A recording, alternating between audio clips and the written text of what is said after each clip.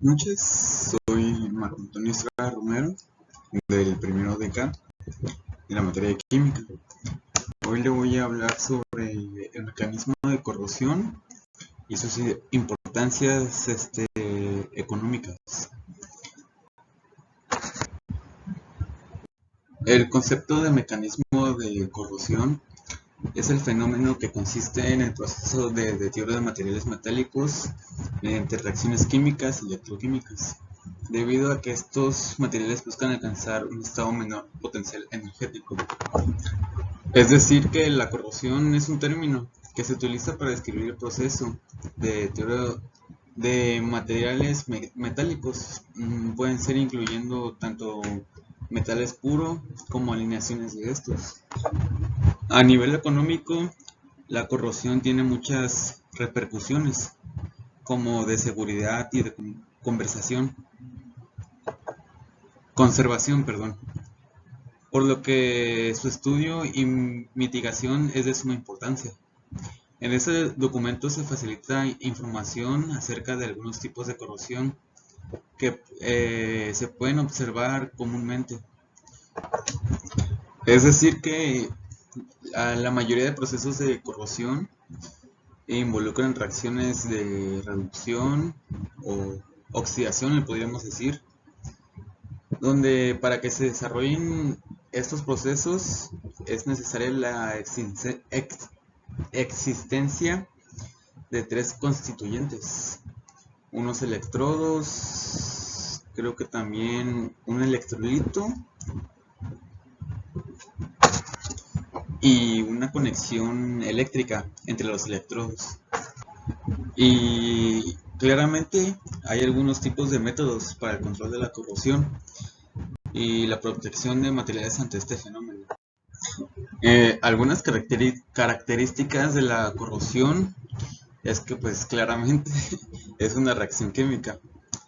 Puede ser un fenómeno mucho más amplio que afecta a todos los materiales. Pueden ser en metales, polímeros, etcétera, y todos los ambientes.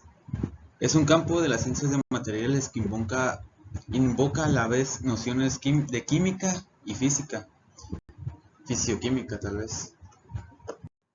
¿Cómo ocurre el fenómeno de corrosión?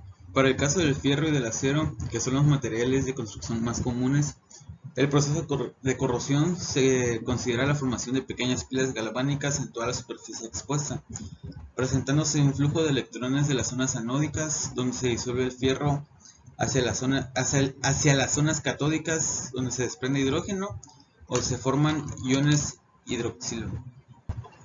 Es decir que consiste en el proceso del deterioro de los materiales. Como por ejemplo yo que vivo aquí en una zona de playa, del malecón, por ejemplo, creo que se podría decir que el salitre, porque pues pudre todo el fierro, los metales, he visto aquí por mi zona. Bueno, pues aquí le hablaré un poco sobre los tipos de corrosión. Corrosión generalizada. También es conocida como corrosión uniforme. Es la más perjudicial porque se produce de forma homogénea sobre toda la superficie del metal, lo que provoca un deterioro de casi toda la materia total.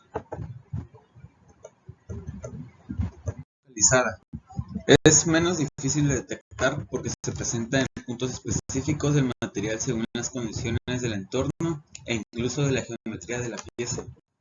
La corrosión galvánica aparece cuando hay una transferencia eléctrica de partículas entre un material y otro.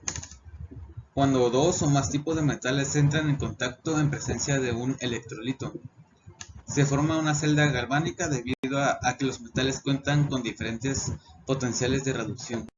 Es la tendencia de acumulación de corrosión en las grietas o hendiduras del metal.